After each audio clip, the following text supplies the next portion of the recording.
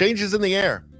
We've got Mark Zuckerberg talking about he's getting rid of those fact checkers, the biased fact checkers, and going to a community notes system like they have on X, which is much better, much better. Hopefully they'll be able to do it the same way. I'm sure he'll talk to Elon about that. There's change in the air. Here, Jeff Bezos, $40 million to license new Melania Trump documentary film. Don't forget, Jeff Bezos was the guy who basically put the final nail in the coffin of Parler, right? By kicking it off Amazon Worldwide Web Services, whatever it is. Jeff Bezos, wouldn't allow the Washington Post to endorse Kamala Harris, to endorse a candidate, but we know who they were going to endorse, right? If it had been a fluffy bunny rabbit that was running for the Democrats, they would have endorsed that. Anything, an old boot that somebody found in a lake, they would have endorsed that. A shoelace, anything, like a half-drunk cup of coffee that had been left out on somebody's back porch for 2 months. They would have endorsed anything as long as it had the D in front of it, right? So that was a change as well. That was a change as well. Just not just automatic. LA Times, the owner of the LA Times, same thing. So we know there's a change. Something is happening. We saw, obviously, RFK, Tulsi, Elon. That was a big sign of things.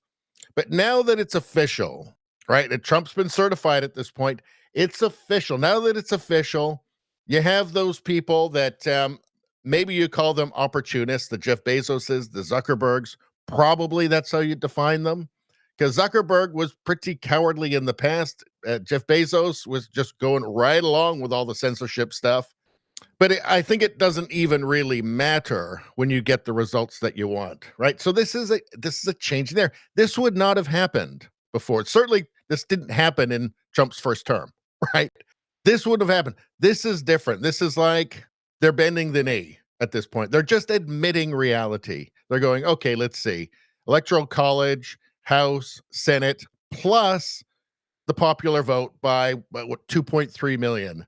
Okay, the writing's on the wall. We're just going to recognize reality at this point. This is the way it's going. We're going to go along with this now. It was going the other way before. We went along with that then. But now it's going this way. We're going to do this. Regardless of the motivation, it's still a good thing. It's still a good thing. Now, I can tell you right now, I'm not watching that documentary film because I don't care. It seems really boring to me. But let's take a look. An Amazon spokesperson said in a statement, Amazon Prime Video has exclusively licensed an upcoming documentary film for both theatrical and streaming release that will give viewers an unprecedented behind-the-scenes look at First Lady Melania Trump. Amazon has paid $14 million to license the documentary film, blah, blah, blah. Okay, we know that. 3 sources familiar with the deal told Puck News that the film, set to be directed by Brett Ratner, will be accompanied by a 2 to 3 episode follow-up docuseries. Melania Trump and Argentine producer Fernando Sulichin will serve as executive producers. Both Disney and Paramount reportedly bid for streaming rights to the project, but Amazon outbid for the limited license. So Disney, Paramount, we know Disney's going to get rid of woke. They're wanting to get rid of woke. Everybody's wanting to get rid of woke. Even BlackRock, Larry Fink, is at least, changing the language about it, if nothing else. The film began shooting last month and is set to be released in the second half of 2025. Amazon said in a statement that the film will offer an unprecedented behind-the-scenes look at Melania Trump.